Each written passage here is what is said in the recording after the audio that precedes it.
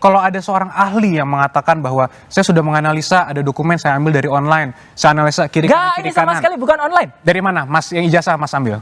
Ijazahnya adalah memang kan ijazah kita pastikan dari ketika skripsinya itu tidak benar, ya ijazahnya pasti tidak Mas benar. kan menganalisa ijazah. Ya. Ada katanya fotonya tidak sesuai dengan itu dari mana? Seorang yang menuliskan katanya dia mendapatkan langsung dari Pak Jokowi. Saya hanya butuh kejujurannya aja. Apakah foto ijazah yang Anda dapatkan itu terima langsung dari orang namanya Joko Widodo atau tidak? Saya katakan di sini itu tidak dari Pak Widodo. Ya udah, clear, udah selesai. Ya. Semua yang diceritakan nol nilainya. Ini testimonium di auditu. Apa yang diceritakan katanya ini dari orang lain, ini dari orang ini. Oke, tapi apakah boleh sebagai seorang ahli, Mas kan seorang ahli, sering di persidangan kan? Ya. Boleh nggak source of kita harus percaya itu? Boleh nggak source of document yang dianalisa seorang ahli forensik itu bukan berasal dari dokumen asli? Makanya kita tunggu. Menganalisa kopi. Boleh nggak? Apa-apa. Makanya nanti kita tunggu. Kita tunggu kalau Mas punya yang asli, ya kita bandingkan. Selesai udah. Karena bukan dari orangnya langsung. Jadi kalau bukan dari orangnya langsung, mau kita berdebat itu foto dari mana, dari temannya, mau 1000 teman Mas yang disampaikan, mau 1000 kawan atau foto apapun, selesai. Orangnya langsung yang harusnya aja. Kalau itu ternyata yang kemarin dianalisis juga oleh saya dan Dr. Respon, itu tidak benar. Orang itu yang pernah memposting dan katanya asli itu, katanya dia dapat dari Pak Jokowi itu, penyebar hoaxnya dia. Tapi yang menganalisa seakan itu palsu siapa Mas? Loh kita, karena kalau itu palsu, berarti yang ada disebar oleh hoax itu palsu kan?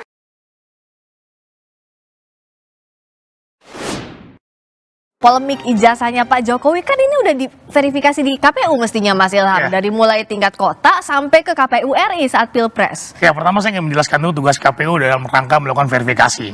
KPU itu juga melakukan verifikasi tidak hanya ijazah, tetapi juga kesehatan dan banyak hal lain. Nah, kita melakukan POKJA, kelompok kerja yang melibatkan misalnya dokter kesehatan. Ketika itu kita melibatkan misalnya RSPAD dalam rangka memeriksa kesehatan dari calon presiden. Nah, kemudian juga dalam tim melakukan verifikasi kami buat POKJA. Dan kemudian nanti kita melakukan verifikasi berdasarkan fotokopi ijazah yang sudah dilegalisir oleh kampus tempat yang bersangkutan belajar misalnya saja. Nah, kita datang ke kampus tersebut dan kami hanya melakukan verifikasi yang menyatakan bahwa benar yang bersangkutan adalah pernah kuliah di kampus ini dan ijazah dikeluarkan oleh kampus tersebut. Oke, berdasarkan dari UGM itu berarti ya? Tersebut. Nah, jadi KPU tidak dalam konteks menggunakan tugasnya seperti yang disampaikan oleh Mas Roy misalnya, melakukan forensik atau memastikan bahwa itu ijazahnya palsu atau tidak. Tidak. KPU hanya memastikan bahwa, UGM, kita mau tanya nih, gitu kan? Apakah kemudian Pak Jokowi pernah berkuliah sini dan biasanya dikeluarkan oleh Anda? Benar, sudah cukup. KPU menganggap bahwa itu adalah benar bahwa Pak Jokowi adalah lulusan atau kemudian lulus dari UGM berdasarkan fotokopi ijazah digalisir diserahkan kepada kami sesuai dengan persyaratan peraturan perundang-undangan. Nah, itu tugas KPU, tidak melakukan tugas-tugas forensik atau memeriksa, mau pakai kacamata dan sebagainya, tidak sama sekali. Ya, KPU tugasnya hanya yang diamankan oleh undang-undang seperti itu. Kita hargai kejujuran KPU. Ya, memang KPU kan tidak memeriksa forensik itu, jadi menyerahkan kepada UGM lagi. Jadi makanya nggak apa-apa kalau kita challenge UGM, nggak apa-apa, kita hormati KPU. KPU sudah menjalankan tugas dengan benar, verifikasinya hanya cukup ke kampusnya. Tapi ternyata kalau kampusnya bisa salah, kampus kan nggak seluruhnya pasti benar, bisa saja kampus salah. Kalau skripsinya kayak gitu, ya apa mungkin kemudian keluar ijazahnya? Ini loh yang menjadi soal. Apa iya kampus bisa salah? Kita dengarkan dulu pernyataan dari UGM berikut. Oh iya. Joko Widodo itu tercatat dari awal sampai akhir melakukan tridharma perguruan tinggi di Universitas Gadjah Mada. Itu sudah kami jelaskan dan Joko Widodo itu lulus pada November ya. 5 November 1985 sesuai dengan catatan di dokumen Fakultas Kehutanan. Mas Roy, saya izin nanya, mohon dijawab dengan jujur. Oh ya. Mas kan tadi bilang bahwa Mas itu sarjana UGM. Katakanlah ijazah Mas hilang. Ya. Punya Pak Jokowi ada, saya andaikan punya Mas Roy hilang, kemudian butuh untuk apply kerja atau mau mendaftarkan ke KPU. Ya.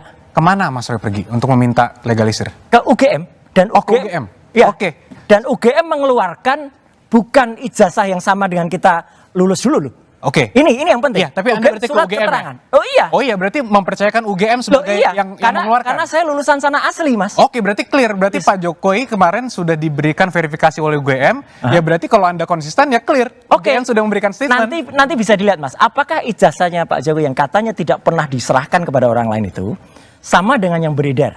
Sekarang jawab juga jujur, Mas sudah pernah lihat ijazah yang kemarin di bawah? Wah, sudah pasti dong, Mas. Oke. Sudah pasti. Sama nggak dengan yang kemarin-kemarin itu ditunjukkan? Nanti biar di persidangan itu dilihat. nggak jujur, Tapi Mas. begini, Mas. Nggak jujur, Mas. Gini, Mas. Karena saya tidak mau melampaui otoritas juga. Jadi kalau ada seorang ahli yang mengatakan bahwa saya sudah menganalisa ada dokumen saya ambil dari online, saya analisa kiri kanan, Nggak, kiri ini sama kanan. sekali bukan online. Dari mana, Mas? Yang ijazah Mas ambil?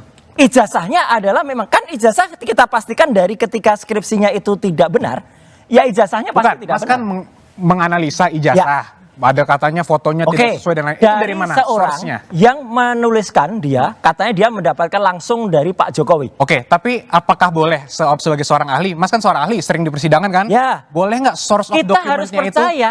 Nggak, boleh nggak source of dokumen yang dianalisa seorang ahli forensik Aha. itu bukan berasal dari dokumen asli? Makanya kita tunggu. Menganalisa kopi. Oh, Boleh nggak nggak? apa-apa. Boleh Makanya nggak nanti tapi? kita tunggu. Kita tunggu kalau Mas punya yang asli, ya kita bandingkan. Kalau itu ternyata yang kemarin dianalisis juga oleh saya dan Dr. Respon itu tidak benar. Orang itu yang pernah memposting yang katanya asli itu, katanya dia dapat dari Pak Jokowi itu penyebar hoaxnya dia. Tapi yang menganalisa seakan-akan Oh, iya. itu palsu siapa, Mas? Loh kita karena kalau itu palsu, berarti yang ada disebar oleh hoax itu palsu kan? Nggak ada yang salah. Satu lagi, Mbak Priska, yang menarik gini, nggak boleh dilupakan, ketika sudah ada klarifikasi dari sekarang pejabat di UGM, mantan rektor UGM, Prof. Sofyan Effendi pun meragukan itu. Dan ada seorang mantan rektor yang lain, memeluk saya dan mengatakan, Mas, itu juga saya tahu kalau itu nggak benar. Nah, Mas Yakub, apakah siap kalau tadi ditantang ya terbuka prosesnya sampai di peradilan? Tentunya kan ketika kita memutuskan untuk menempuh jalur hukum, kita sudah siap dengan semua konsekuensinya. Ya. Kami siap untuk kooperatif, dibutuhkan dokumen keterangan, kami selalu siap. Jadi kita mungkin Mas Roy selalu bilang, bagus silahkan biar terbuka. Setuju. Mari kita lihat di Ya, persidangan. jangan kayak UGM lo ya, ngakunya beneran, kita ketika pertemuan tanggal 15 April itu Mbak, kita bertiga dihadapi, wah kayak gerombolan gitu ya. Terus ada beberapa kamera, saya pikir kamera itu wartawan. Ternyata tidak, baru di ujung diberitahu itu internal Mas. Dan sampai detik ini, sampai siaran dua arah ini, kita minta rekamannya nggak pernah diberikan. Padahal di rekaman itu kalau diputar, kelihatan banget bagaimana, saya harus bilang, bagaimana pihak UGM gelagapan ketika kita tanya KKN-nya di mana, ini bukti-buktinya yang lain mana, nggak ada.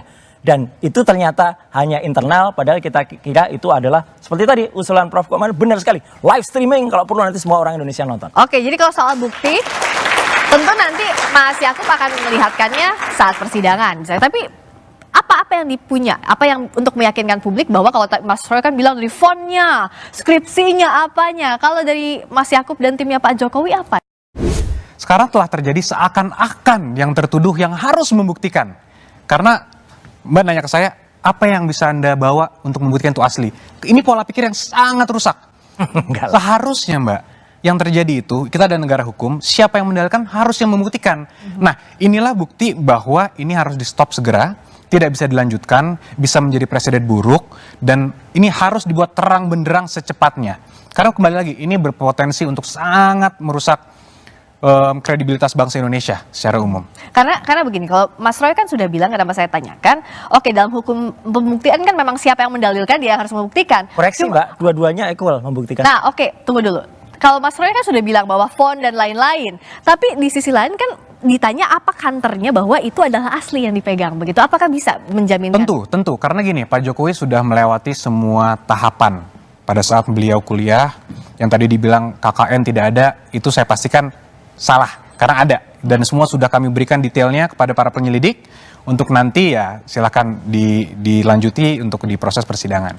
Jadi semua tahapan sudah dilalui, semua clear dan lain-lain, dan ini telah diverifikasi oleh lembaga pendidikannya. Jadi kalau bahasa sehariannya, mau apa lagi? Nah, jadi kita tunggu apa yang selama ini dianalisa, katanya fotonya berbeda. Sekarang juga terakhir saya lihat di media massa sudah mulai ada pihak-pihak yang bilang itu foto perkawinannya juga sudah berbeda, mungkin bukan Ibu Iriana malah. Aduh, ini menurut saya sangat jahat dan perlu di stop menurut pendapat saya. Jadi hal-hal seperti inilah yang perlu mungkin kita pahami bersama bahwa perkara ini sudah bukan lagi tentang perkara Pak Jokowi. Perkara ini sudah mengenai masa depan bangsa Indonesia dan masa depan hukum di Indonesia. Jadi kembali lagi, ini semua juga baik buat pembelajaran hukum juga buat semuanya. Ilham lihat apa bedanya dengan kasus yang tadi sempat disebut sama Mas justru saya kemudian ingin mengatakan bahwa KPU memverifikasi berkali-kali bahwa ini ada prinsip kehati-hatian di sini. Misalnya saja ketika tadi Mas Suryo mencontohkan Pak Jaya Saragih, ya ketika itu di Simalungun dia bisa jadi bupati, tapi ketika menjadi gubernur KPU melakukan tim verifikasi kembali. SMA yang mengeluarkan ijazah yang diserahkan kepada kami untuk Pak Saragih itu ternyata sekolah tadi tidak mengakui, gitu loh. Ya, sekolah tidak mengakui, sehingga kemudian kami mengambil tindakan tegas mengatakan kepada KPU Provinsi Sumatera Utara ketika itu bahwa ini tidak bisa kemudian diloloskan menjadi calon pasangan gubernur di Pilkada 2018 lalu. Nah, saya ingin membuktikan bahwa kemudian KPU melakukan verifikasi dengan hati-hati, dengan benar dan melibatkan banyak pihak terkait dengan ahli-ahli pendidikan dan bahkan juga pihak sekolah itu sendiri. Nah, ini kan bahwa sebetulnya kalau kemudian KPU dianggap mungkin misalnya ada kesalahan di KPU membuktikan bahwa di Provinsi Sumut KPU sudah membuktikan bahwa kami melakukan verifikasi yang begitu dalam, sehingga ketika dinyatakan oleh sekolah tersebut bahwa yang bersangkutan tidak pernah sekolah di situ dan tidak pernah mengeluarkan ijazah, maka kami menyatakan dia tidak masuk atau kemudian TMS. Tidak memenuhi syarat. Jadi kuncinya di institusi pendidikannya. Kalau kasusnya Pak Jokowi berarti UGM yang jadi sekali KPU ingin mengatakan bahwa KPU tidak melakukan verifikasi forensik, tapi KPU hanya melakukan verifikasi kepada institusi pendidikan di mana yang bersangkutan bersekolah. Ya, bagus itu. Enggak, ini saya puji ya KPU ketika melakukan di Sumatera Utara. Mohon itu juga dilakukan juga pada yang kita perbincangan ini. Apakah dalam kasus ijazahnya Pak Jokowi ya, kalau ini misalnya bukan ijazah 1, apakah KPU juga memverifikasi adanya ijazah SMA 6 yang kemudian di situ masih tertulis SMPP, betul SMPP, kan namanya Sekolah Menengah Pembangunan Persiapan, tapi ada dalam kurung SMA 6 gitu. Padahal SMA 6-nya itu belum ada di tahun itu. Apakah itu diverifikasi atau tidak? Tentu diverifikasi ya. Kalau kemudian jadi gini, ada persyaratan-persyaratan yang kemudian kita harus verifikasi berdasarkan peraturan undang-undangan. Kalaupun kemudian peraturan undang-undangan mengatakan bahwa dari SD, SMP, SMA dan ijazah terakhir, tentu kami juga harus bisa melakukan verifikasi terhadap tatanan tersebut, gitu kan? Nah, sama seperti ketika Pilkada 2018 lalu, SMA-nya ternyata bermasalah. Kami katakan bahwa SMA tersebut menyatakan bahwa yang bersangkutan tidak pernah sekolah sini dan ijazah ini tidak pernah dikeluarkan oleh sekolah tersebut. Maka kami menyatakan tidak memenuhi syarat. Oke, artinya kalau track recordnya Pak Jokowi clear dari bupati wali kota Solo. Kami melakukan verifikasi ulang, tidak lantas kemudian menggunakan data yang pernah dilakukan oleh KPU sebelumnya. Seperti itu. Jadi diverifikasi ulang ya. Tapi sekali lagi KPU, saya garis bawahi, KPU melakukan verifikasi kepada institusi yang bersangkutan, tidak melakukan verifikasi forensik. Ada jawaban nggak, Mbak? Boleh tanya Pak Ilham. Ada jawaban nggak terhadap kemarin Dr. Taufik yang kemudian melakukan gugatan itu mengecek kepada KPU ternyata data-data Pak Jokowi itu nggak ada semua? Mas Yakub, artinya ya kalau sekarang Anda siap untuk membongkar buktinya di depan penyelidik sudah dibuka itu ijazah, semua bukti-bukti yang dipunyai oleh Pak Jokowi? Ya, sudah diberikan. Kemarin juga sudah Pak Jokowi membawa langsung, karena kami juga sudah menduga akan diminta, sudah dibawa langsung ijazah SD, SMP, SMA, hingga kuliah. Semua sudah diperlihatkan secara jelas. Sudah diperlihatkan secara jelas, apa yang jadi masalah lagi, Mas? Agak lucu juga sebenarnya, karena kan baru pelaporan pertama, baru LP, baru di BAP, nggak apa-apa kalau itu untuk, tapi kan petugas yang memeriksa bukan petugas forensik, jadi paling dia hanya melihat semacam wartawan yang di Solo yang ditunjukkan itu, dia tidak bisa memiliki arti apa-apa. Justru yang diperlukan, Mas Yakob kemarin itu kalau saja di situ cukup misalnya diterima, oke cukup ya, tapi kemudian bukti-bukti itu dibawa ke Solo pada hari yang sama, karena pada hari yang sama sebenarnya ada mediasi dan di situ diperlukan ijazah ditampilkan, kok malah ditolak yang di Solo? Kenapa Mas? Sayang.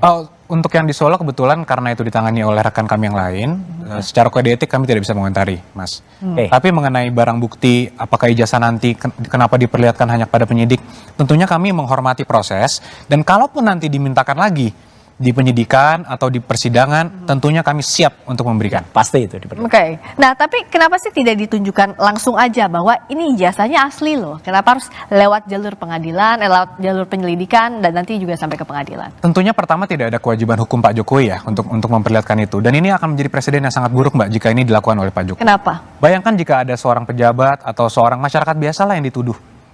ijazah Anda palsu. Anda harus perlihatkan. Oke, anggaplah seorang yang dituduh ini memperlihatkan satu orang A. Ada B lagi minta, apa harus diperlihatkan lagi? Ada C lagi. Kalau ada 1.000 orang yang meminta, apa semua harus diperlihatkan? Ini kan presiden yang tidak baik. Apalagi kalau nanti ini digunakan sebagai modus untuk menjatuhkan orang-orang yang sedang menjabat dan sebagainya. Jadi kita tidak mau ini menjadi suatu presiden yang buruk bagi penegakan hukum di Indonesia dan praktik politik juga di Indonesia. Ini yang kita jaga, Mbak. Oke. Apa ini mengada-ngada permintaan untuk melihatkan ijazah ini? Nggak apa-apa, Presiden buruk. kita hormati Pak Yakub, tapi terlalu jauh tadi ya. Kalau seorang pejabat publik, dia harus mau menunjukkan, dan itu ada diatur dalam Undang-Undang Keterbukaan Informasi Publik nomor 14 tahun 2008, dan bukan termasuk pasal yang dikecualikan di pasal 17. Kalau pasal 17 itu yang kecuali nilai. Oke, kalau nilai transkrip nggak usah, Mas. Kalau KHS, kartu hasil studi nggak usah. Itu hak pribadi. Rekam medik kesehatan itu jangan, karena itu adaan pribadi. Kemarin juga ada kasus selebriti ditulis pernah mengidap apa gitu. Waduh, itu malah nggak boleh. Tapi kalau itu misalnya kartu rencana studi, kalau misalnya itu bukti-bukti KKN, ya harus dibuka sebenarnya. Skripsi, ijazah juga. Jadi memang saya setuju tadi yang disampaikan pada acara Rosi kemarin ya. Prof. Hamid Hamaludin, sayang banget nih yang memulai gaduhnya ya memang Pak Jokowi, karena sejak awal nggak mau menunjukkan itu. Yang memulai gaduhnya malah disebutnya Pak Jokowi. Nah itu Apa kan iya? mindset yang saya bilang kan, mindsetnya seakan-akan yang dituduh jadi yang salah. Nah ini yang harus sangat kita putar, Mbak. Ini sangat buruk jika ini dibiarkan terjadi. Oleh karena itu kita tunggu proses persidangan agar mindsetnya berubah semua, kebenaran terungkap, segalanya terang benderang.